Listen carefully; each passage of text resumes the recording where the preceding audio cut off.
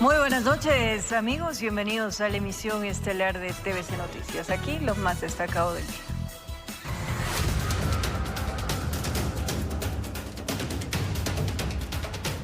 En Cotogollao, delincuentes con armas blancas asaltaron a un repartidor de comidas. Los sujetos se movilizaban a bordo de un vehículo. Se presume serían los mismos que participaron en otro robo en San Carlos. Uno de nuestros equipos periodísticos fue testigo de cómo actúan los antisociales. Calle Manuel Guisado, Iguachi, sector Cotogollao, norte de Quito. Eran las 8 de la noche y el conductor de entregas a domicilio va a dejar un pedido. Se estaciona afuera de la casa, baja la mochila y es sorprendido por este vehículo. Quien solicitó la comida recibe la funda y es empujada por la víctima, pues los delincuentes los amenazaron con cuchillos. Entre los zampones está una mujer, quien se baja a robar el celular del trabajador y para evitar ser perseguidos, lanzan la moto al piso, se suben al carro y escapan de inmediato. Testigos dicen que afortunadamente producto del ataque no hubo heridos. Sí escucharon los pedidos de auxilio. Mucha de los perros sí, que gritaban. Por eso llamaron a la policía, aunque no sirvió de mucho. De ahí tenían todavía la ubicación del teléfono que estuvo rondando. Entonces se llamó a la policía, pero no llegaron nunca. Estuvo 1 hora el señor esperando a ver si llegaban y nunca llegó. Y esa noche reportamos el robo y ellos al otro día contestaron a decir que estaban aquí. Ya no se impresionan de la delincuencia. Es el pan de todos los días, explican. Y nosotros palpamos esa realidad. Justo mientras nos encontrábamos realizando esta cobertura aquí en la Manuel Guisado, observamos que allí, a la altura del contenedor de la basura, un delincuente armado a bordo de una motocicleta sorprendió a un menor de 15 años para robarle el teléfono celular. Que lo rebuscaba así y el joven solo se arrinconó a la malla y nada más y se fue de largo. Es una moto negra. Pero regresemos al vehículo en cuestión y fijémonos en él. Posiblemente sea el mismo que operó en San Carlos.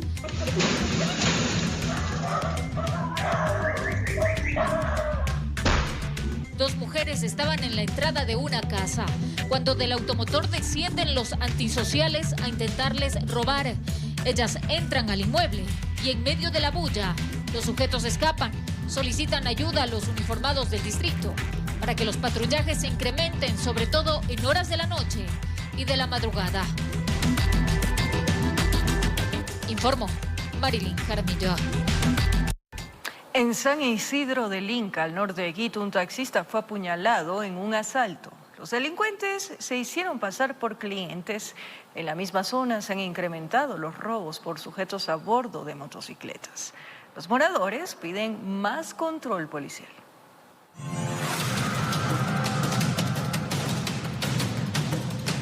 Es el testimonio de una víctima más de la delincuencia. Aún se recupera de una herida en su pierna derecha. Lo apuñalaron cuando estaba haciendo una carrera en su taxi en el sector San Isidro del Inca. Dos sujetos se hicieron pasar por clientes y lo asaltaron llevándose todas sus pertenencias. Uno adelante, el otro atrás, pide una, me sacó el cuchillo. Y no me dio tiempo a nada. Y de una cogió y me bajó la puñalada a la pierna. Vine acá, de aquí al centro de salud. Fueron 18 puntos. El taxista no ha podido salir a trabajar y como si fuera poco, hace días fue sorprendido por delincuentes en el mismo sector del norte de Quito, cuando acompañaba a su hija a la parada de bus. En el video se observa cómo es interceptado en un pasaje a las 6 de la mañana. Querían la plata, teléfono, pero no tenía nada. Y al ver que dije eso, el de la moto igual se alzó la chompa, igual tenía otra pistola. Algo se les conmovió y se subió a la moto y se fueron. Asaltos y robos son frecuentes en esta zona de la ciudad entre las calles Las Anonas y de los Guayacanes. Los estudiantes también son blanco fácil. En un video quedó registrado como un sujeto con una mochila se acerca a una joven. Tiene entre sus manos un machete, el cual utiliza para amenazarla. Y la joven no tiene de otra que entregar su celular y dinero. A los estudiantes ya no tienen cómo salir. O sea, les asaltan los celulares. Presta el celular y se van. Ajá, pero sí está peligroso, ya son como 2, 3 robos que se dan aquí en el pasaje más. Los sospechosos operan bajo varias modalidades en el Inca. En el último altercado estuvieron a punto de desmantelar un vehículo estacionado en la vía pública. Que están unos individuos acercándose al vehículo, pues, pero justo logramos sentir y salimos a hacer bulla y salieron corriendo. ¿Pero lograron abrir? Claro, lograron el capó, pero justo sentimos. Moradores y comerciantes piden más presencia policial. Informó Priscila Cadena. En el cantón La Concordia, provincia de Santo Domingo de los Áchilas, fueron capturados 3 presuntos extorsionadores. Los sujetos fueron detenidos en flagrancia cuando exigían a una de las víctimas una fuerte suma de dinero para no atentar contra su vida.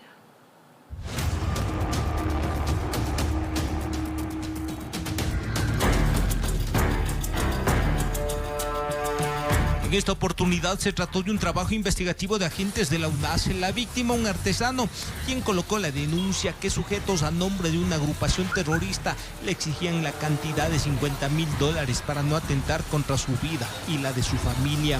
Así también se había indicado a la víctima que si no colabora iban a disparar en su negocio y en su domicilio. Las labores de inteligencia permitieron sorprender a los 3 sospechosos de 26, 31 y 21 años de edad cuando estaban en el local exigiendo a la víctima la entrega del dinero.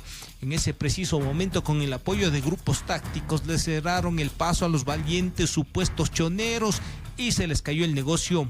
Los ciudadanos, al parecer, serían parte de la organización terrorista que opera en el sector, quienes estarían aparentemente involucrados con delitos como la extorsión en todo el cantón La Concordia. Es decir, no era la primera alerta que teníamos. Entre las evidencias, 2 motocicletas en las que se movilizaban, teléfonos celulares que serán explotados para saber si existen más personas que fueron víctimas de extorsión y envolturas con sustancias sujetas a fiscalización.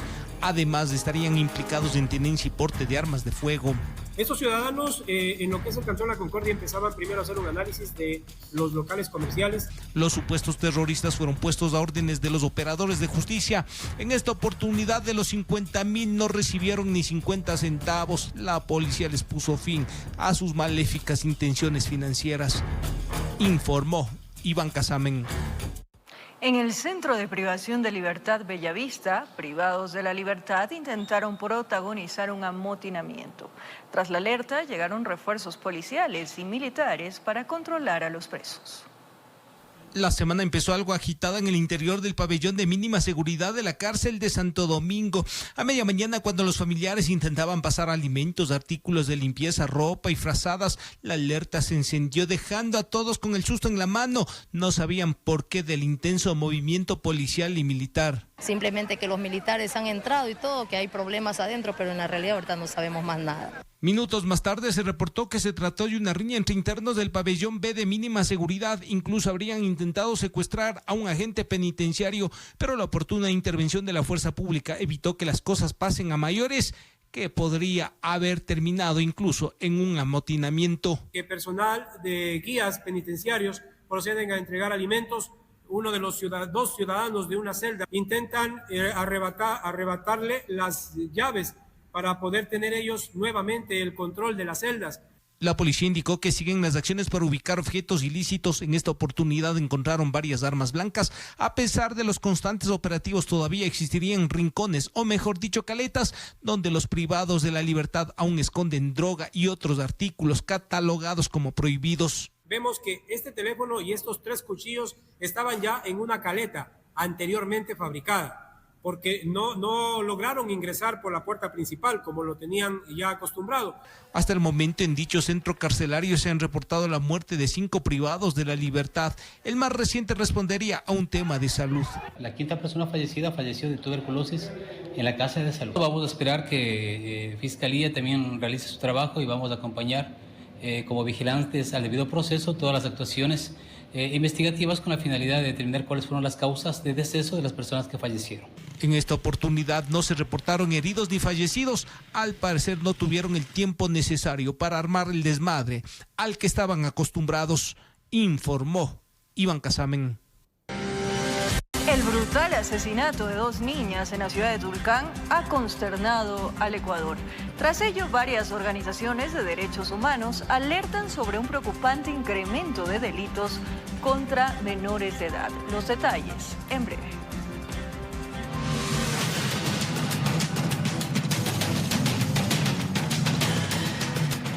Una mujer de nacionalidad ecuatoriana fue asesinada en Nueva York. La compatriota se hospedaba en un hotel de Manhattan. El informe forense reveló que fue estrangulada y golpeada. Hasta el momento no hay personas detenidas. Ella es Denise Oleazar Arancibia, una ecuatoriana de 38 años de edad que fue asesinada en un hotel de Manhattan en Nueva York, Estados Unidos, el pasado jueves. Pero no fue hasta esta semana que confirmaron su identidad. Según la autopsia, Denise murió estrangulada y golpeada. Tenía varios signos de violencia y junto a su cuerpo se encontró una plancha ensangrentada.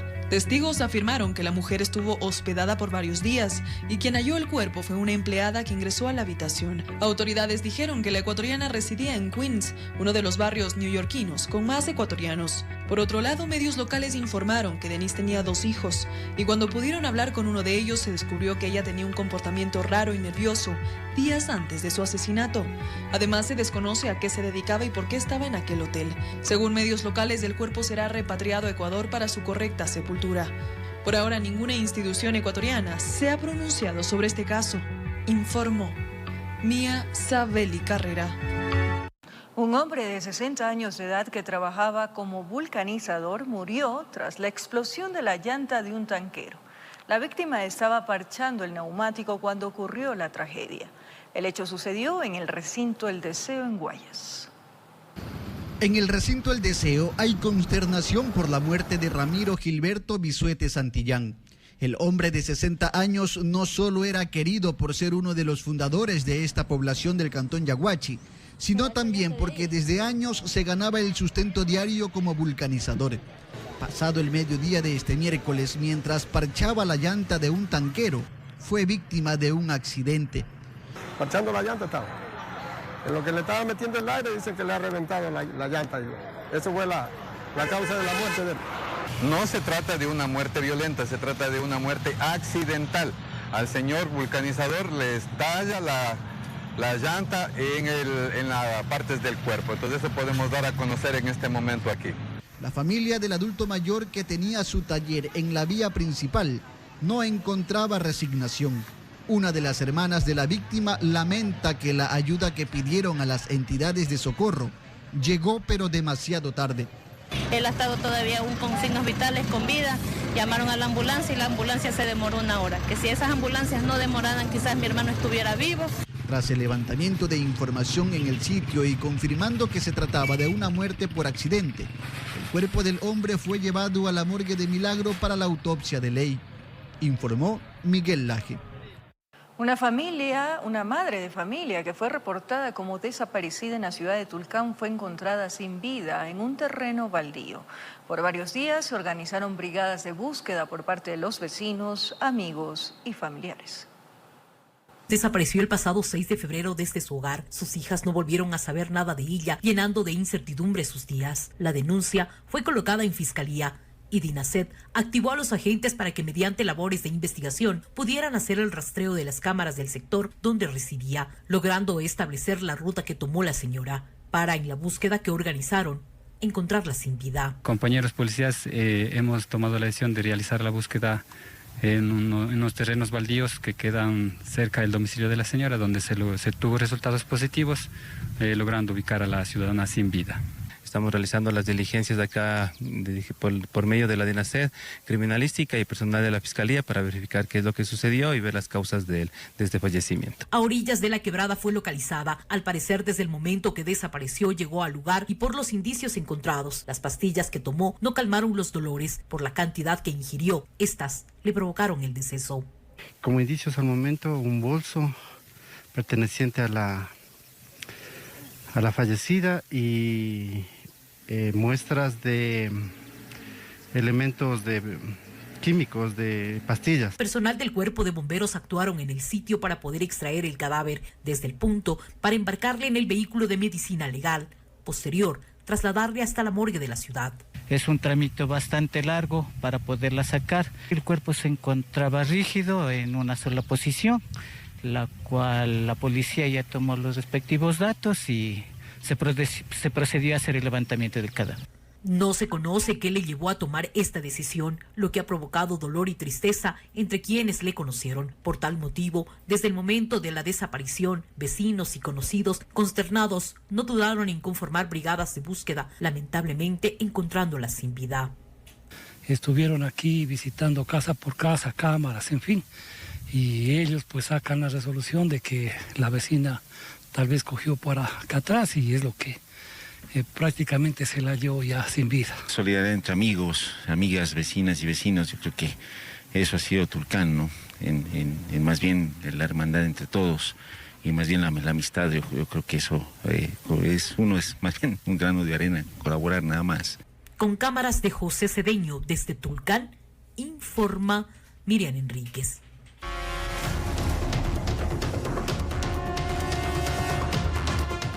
En aguas internacionales, frente a las costas de Esmeraldas, la Armada decomisó 1 tonelada, 700 kilos de droga.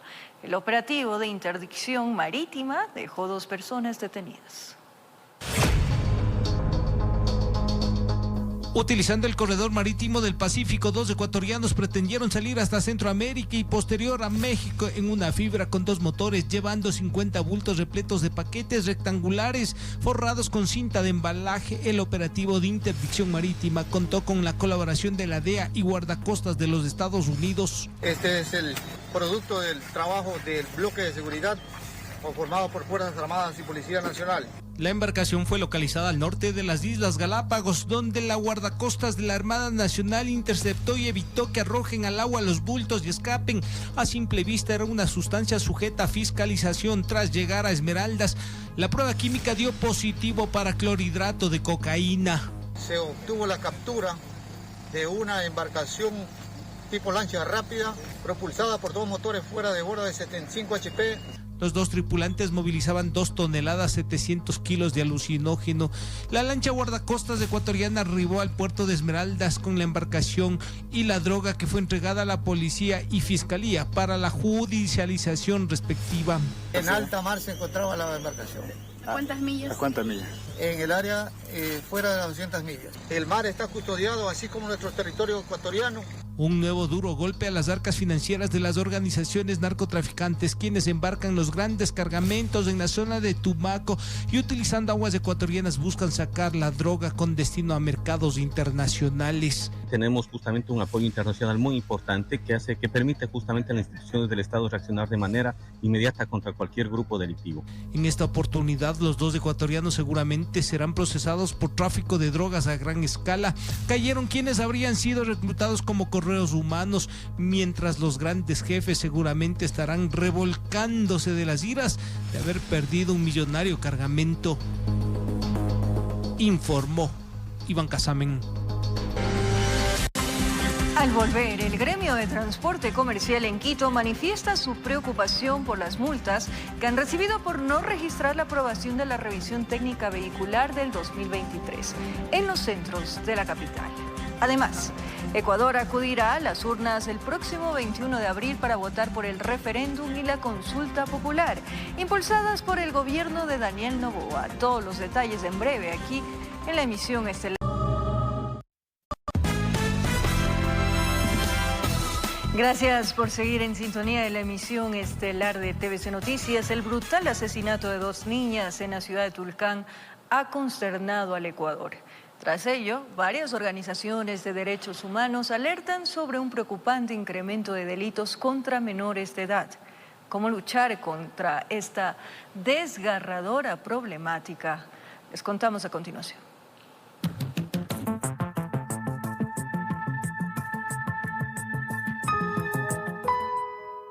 Esta semana fueron Briana y Génesis. Hace 15 días fue Dana. Hace un mes Lionel y hace un año Sofía. No hay día en el que un menor de edad no sea violentado en Ecuador. La tasa de homicidios contra niños, niñas y adolescentes, según reporta la UNICEF, incrementó en un 640% desde el 2019. De las 7.800 personas que murieron en el año 2023, 7.800, el 10% son niños, niñas y adolescentes, el 10%.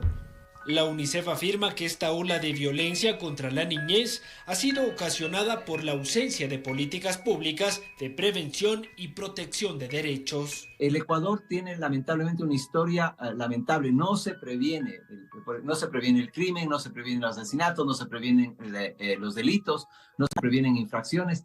Y por tanto, en el tema de niñez tampoco se previene. Activistas coinciden en que no se necesitan nuevas leyes para proteger a los menores de edad. Únicamente hay que aplicar de manera correcta las ya existentes. Y estas víctimas, por ser niños, niñas y adolescentes, tienen derecho, primerito, a protección y luego a ellos judicializar a sus victimarios. Si el Estado no cumple su deber de garante de derechos, analistas prevén que la violencia contra niños, niñas y adolescentes continuará de manera indefinida en nuestro país. Ya no sigamos recogiendo muertos y heridos, no hagamos el papel de la ambulancia. Tenemos que hacer el papel de la protección y el acompañamiento a las familias para que la vida sea la que prime y no la muerte. Puntualmente, para el caso de Brianna y Génesis, se demanda celeridad, efectividad y eficiencia en la búsqueda, captura y sanción de los responsables. Informó Álvaro Terán.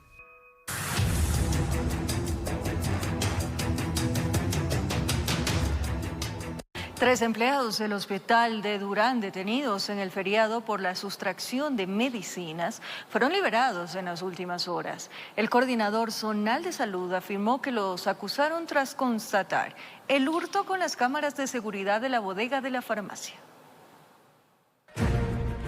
La sustracción de medicinas en hospitales del IES y el Ministerio de Salud fue una vergüenza pública en pandemia.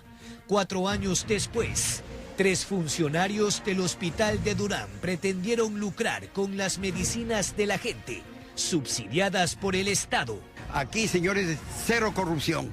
Aquí no se admite. Yo como militar les he dicho desde la gobernación, esto es como los explosivos. El primer error es el último. Se trata de un químico farmacéutico, un auxiliar de farmacia y un licenciado de quirófano. Debajo de los asientos de una camioneta, los policías hallaron 34 cajas. Fue efectivo que los 3 trabajadores del hospital tuvieron ahí que ver en ese robo. Según las autoridades, los implicados cayeron gracias a las cámaras de seguridad, que no se apagan para nada. ¿Significa que están haciendo monitoreos permanentes en bodegas, en farmacias? Permanentemente. ¿A todos se están grabando? Casi todos. No le puedo decir a todas las unidades, pero en la mayoría estamos siempre monitoreando. Es un hospital nuevo, el hospital de Durán. Los medicamentos están valorados en $12,000. Trascendió que durante la audiencia, la fiscalía pidió prisión preventiva para los 3, pero el juez les concedió medidas sustitutivas. ¿Sería cuestionada por el ministerio? Eso depende ya de las autoridades. Nosotros hicimos la denuncia del hurto que estaba ocurriendo y ya las autoridades tienen que decidir. Eso ya no depende de nosotros. Informó Jorge Escobar. El gremio de transporte comercial en Quito manifiesta su preocupación por las multas que han recibido por no registrar la aprobación de la revisión técnica vehicular del 2023 en los centros de la capital. Dicen que no les estarían validando sus certificaciones. Una preocupación generalizada ha surgido en el gremio de taxistas, transporte escolar y ciudadanía. Con el inicio de la matriculación vehicular del 2024, varios conductores se han llevado una sorpresa en sus procesos. Dicen que estarían registrando una multa por incumplimiento de la revisión técnica vehicular del 2023. La sorpresa de hoy es de que efectivamente en el sistema se refleja una multa. El compañero asistió a la revisión técnica vehicular, vino a culminar el proceso de matriculación a la Agencia Metropolitana de Tránsito, no tuvo ningún tipo de inconveniente, pero ahora se refleja es en el sistema, determinando que el compañero no pasó, no asistió a la revisión técnica vehicular. Explican que tal como lo dice la ley y tras la falta de turnos en los centros de revisión de la capital, optaron por cumplir este requisito en otros cantones y lograr la matriculación de sus automóviles. Pero tras un año del trámite, al parecer ahora estos no tendrían validez. Nos preocupa el que ya se acaba febrero y los compañeros que tienen el dígito 1 van a tener inconvenientes posiblemente de otra multa. Darío Paladines, veedor de movilidad, indica que esto se debe a la falta de coordinación entre la Agencia Nacional de Tránsito y los GATS municipales, lo cual estaría perjudicando a los ciudadanos que sí aprobaron el requisito. Es la falta de equidad y de vinculación de la información entre todos los GATS. Lamentablemente en el año 2022 no cobraron, 2023 quieren cobrar y 2024 ya no quieren volver a cobrar multas. Entonces es contradictorio y perjudica al ciudadano. Desde la AMT señalan que ya se han tenido conversaciones tanto con los gremios como con el ente rector y se analizarán 3 escenarios para subsanar el inconveniente y no perjudicar a los ciudadanos. Este es un proceso que depende también de la Agencia Nacional de Tránsito. Aquellas personas que hicieron la revisión y dependemos de este certificado de homologación, va a haber el proceso que es subir la fotografía al enlace que va a estar en la página y posterior 48 horas esa multa va a ser dada de baja. Informó Mauricio Sánchez. Los horarios de atención se ampliaron en los 6 centros de revisión técnica vehicular en Quito. Esto debido a la gran demanda de citas para realizar el trámite.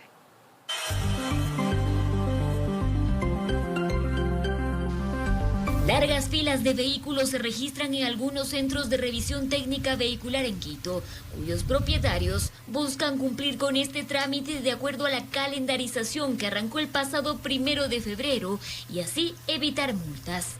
Sin embargo, aseguran que conseguir una cita ha sido una odisea. Es un poco complicado, hice en enero y me dieron recién para el 14, o sea, para hoy. Hace 15 días antes pedimos, para 15 días posteriores nos da. ¿Viene a hacer la revisión? Sí. ¿Cómo ha sido el proceso? ¿Ha habido turnos? Al inicio no había turnos, después ya se abren los turnos para placas 1, que terminas en 1.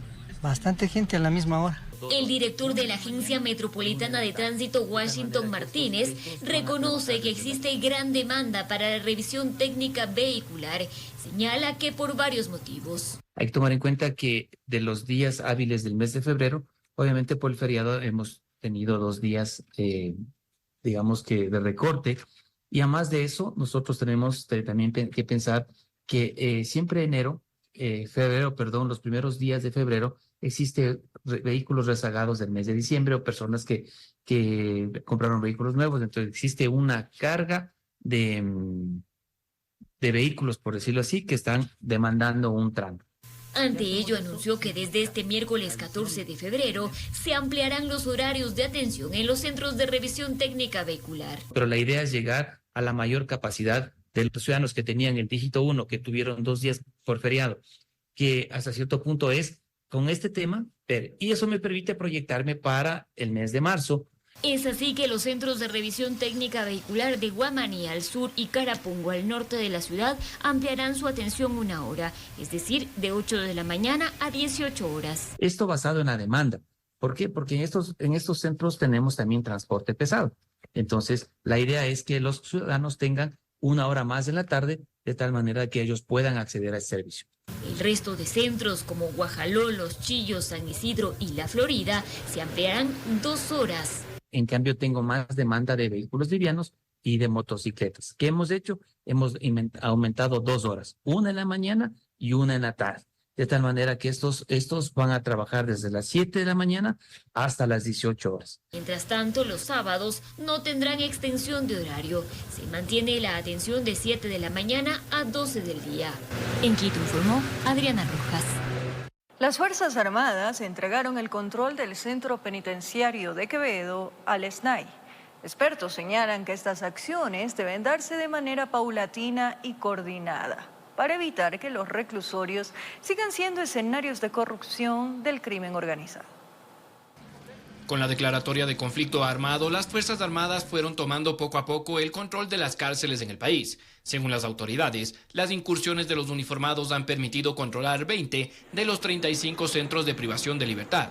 En los operativos, los uniformados han incautado armas, municiones, desmantelado redes de telecomunicaciones, túneles y demás privilegios que los PPL tenían dentro de los reclusorios. Que han estado encaletados no sabemos desde cuándo, pero que gracias a nuestra presencia junto con la Policía Nacional podemos ahora tener el tiempo suficiente para seguir buscando y descubriendo. El trabajo efectivo de los policías y militares ha sido aplaudido por la sociedad, pero surge un interrogante. ¿Qué pasará cuando se acabe el estado de excepción?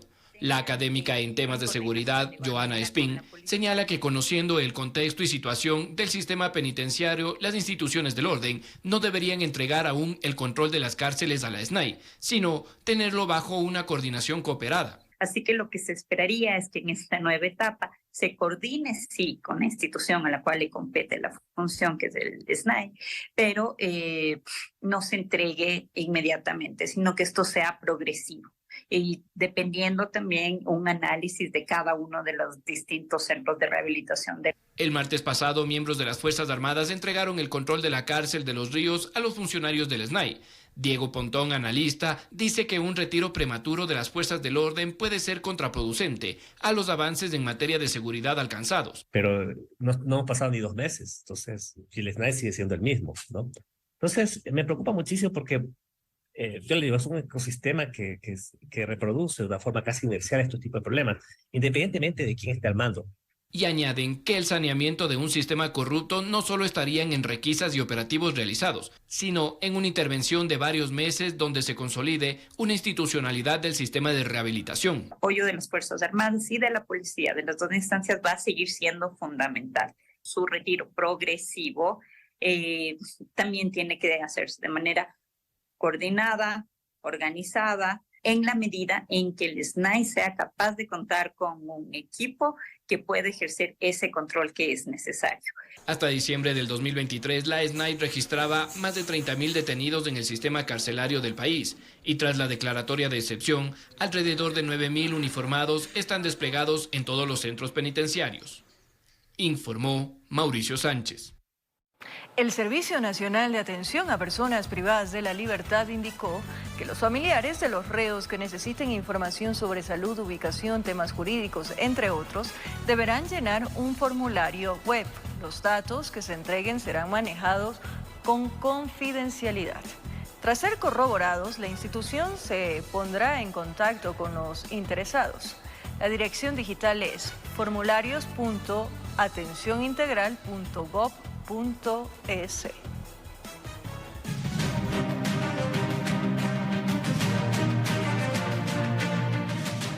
Con un presupuesto que podría bordear los 60 millones de dólares, los ecuatorianos se aprestan a acudir a las urnas el próximo 21 de abril para el referéndum y la consulta popular que impulsa el gobierno nacional. Así lo aprobó el Consejo Nacional Electoral.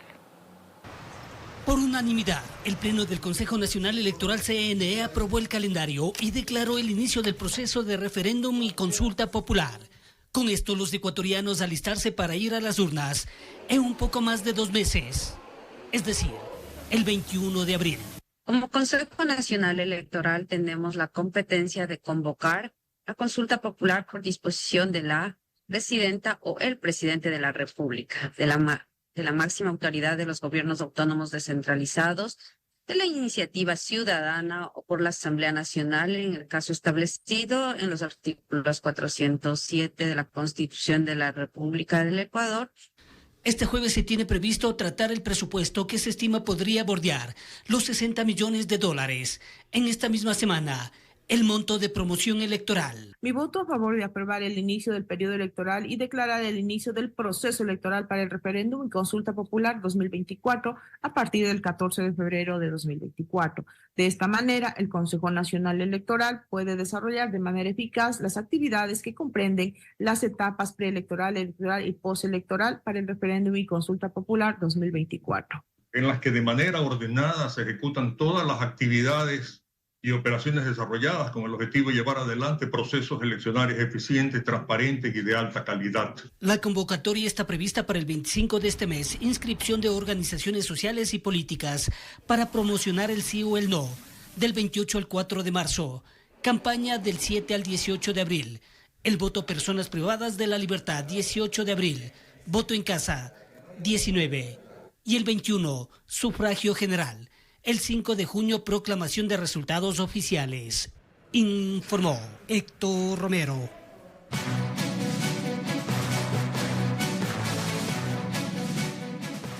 El Pleno de la Asamblea Nacional sesionará este jueves para tratar en segundo y definitivo debate un paquete de 86 reformas al Código Orgánico Integral Penal, con las cuales se busca endurecer penas, tipificar nuevos delitos y modificar ciertos procedimientos. Ahora bien, ¿cómo aportarán estas reformas a la lucha contra la violencia? Veamos. Este jueves la Asamblea Nacional conocerá y votará un paquete de 86 reformas al Código Integral Penal, con las cuales se busca incrementar las penas de varios delitos.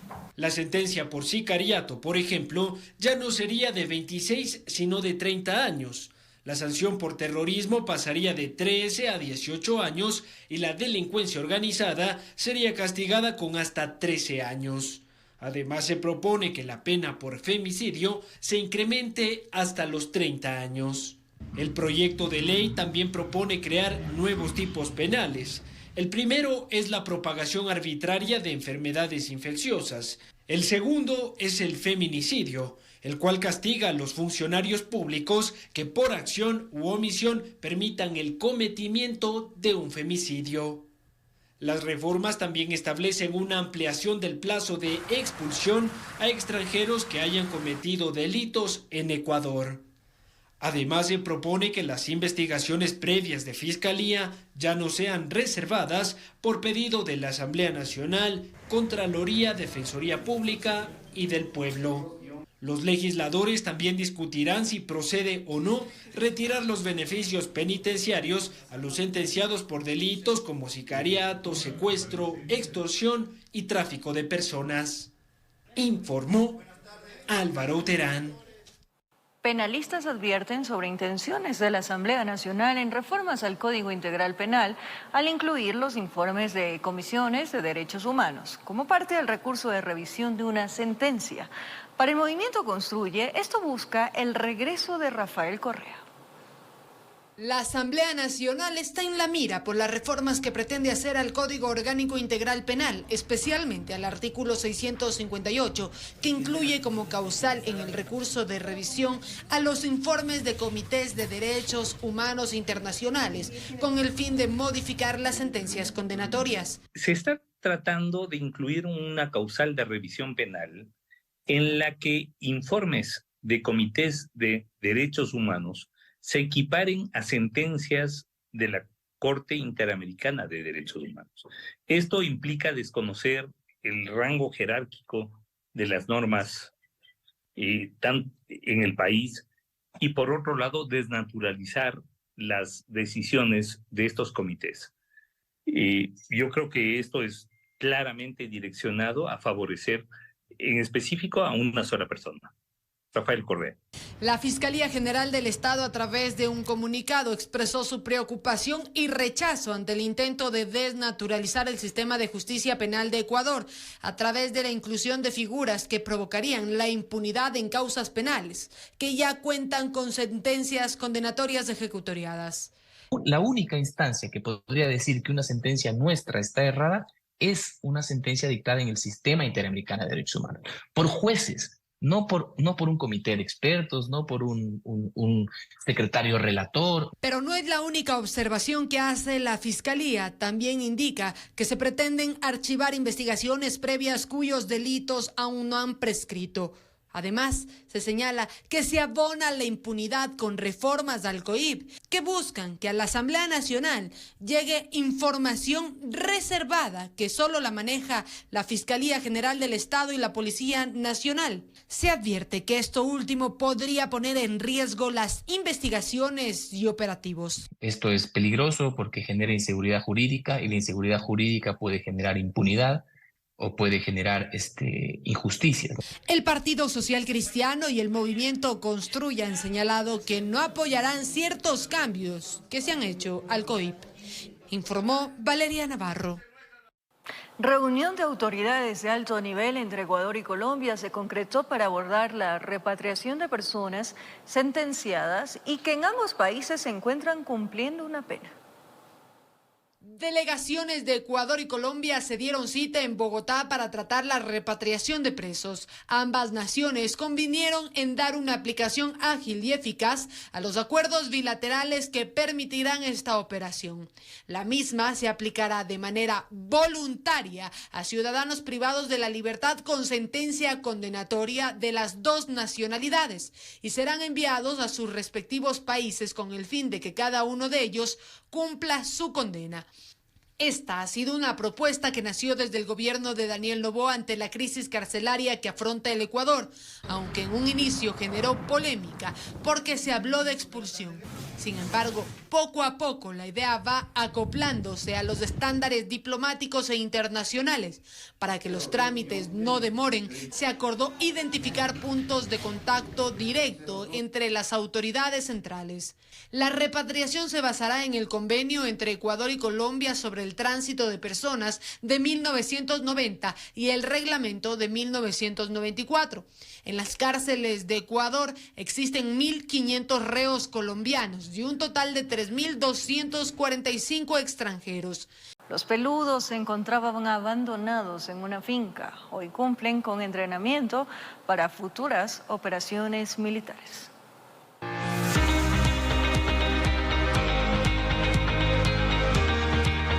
Hace días estos animales estaban encadenados y descuidados. Las Infantería de Marina se unieron para darles su cuidado y su alimentación.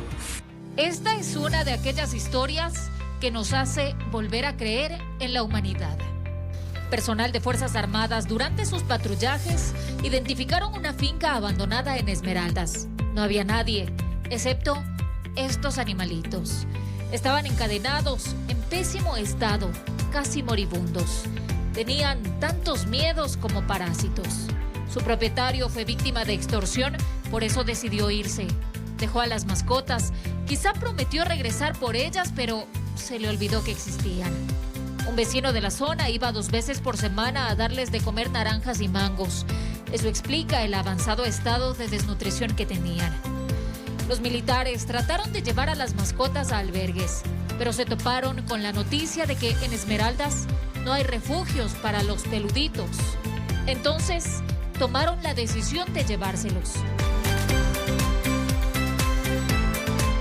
Estas fotografías evidencian el antes y el después. En total 2 hembras, cada una con 5 cachorros, que estaban en total descuido. Cada marino por hoy se ha hecho cargo de ellos. Son responsables de su cuidado y alimentación. Son parte de la familia militar y los están entrenando para servir al país. Han sido atendidos por su veterinario. Estos animalitos, como ven, serán entrenados para operaciones militares. Que la sociedad proteja al animal. Se están adaptando a su nuevo hogar, lejos del miedo que significaba el encierro. Pues hay seres humanos que están dispuestos a todo, con tal de ayudar a los más desprotegidos.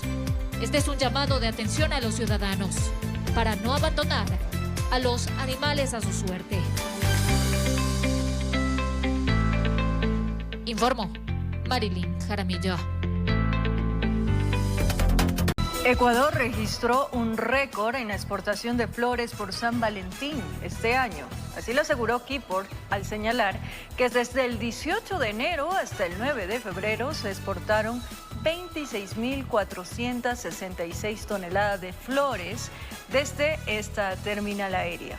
Esto representa un crecimiento del 17.3% respecto al año 2023 y según la entidad es el volumen más alto registrado en los últimos 11 años. Ecuador figura como el tercer país productor de flores en el mundo y sus exportaciones se dirigen principalmente a los Estados Unidos, la Unión Europea y Kazajistán.